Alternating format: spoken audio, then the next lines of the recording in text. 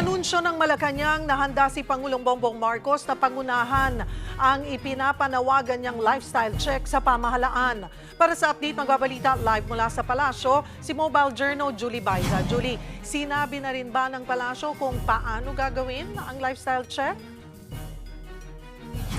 Cheryl, sa ngayon ang sinasabi pa lang ng Palasyo, handa si Pangulong Bongbong Marcos na sumailalim sa lifestyle check sa gitna nga yan ng investigasyon sa maanumalyang flood control projects.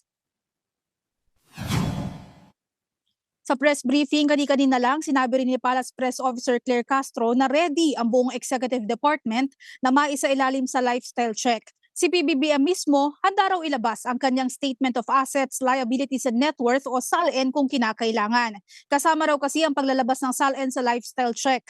Nasa kamay na rin ng Office of the Ombudsman ang ilalatag na proseso o kung paano yan isasagawa bilang isang independent constitutional body.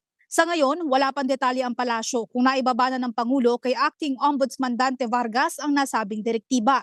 Ipinahayag yan ng Palasyo kasunod ang panawagan ng ilang mambabatas na dapat manguna si PBBM sa utos niya na imbestigahan ang pamumuhay ng lahat ng opisyal ng pamahalaan.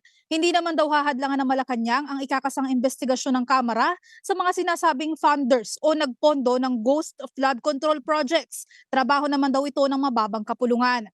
So usapin pa rin ang anomalya sa flood control projects, kinundena ng Malacanang ang pananambang sa isang kontraktor sa Negros Oriental. Tama lang daw na imbestigahan para malaman ang punot dulo ng krimen. Cheryl, muli iginiit ng Pangulo na seryoso ng Palasyo na seryoso ang Pangulo sa utos na imbestigahan ang mga anomalya sa flood control projects. Cheryl? Maraming salamat, Julie Baiza.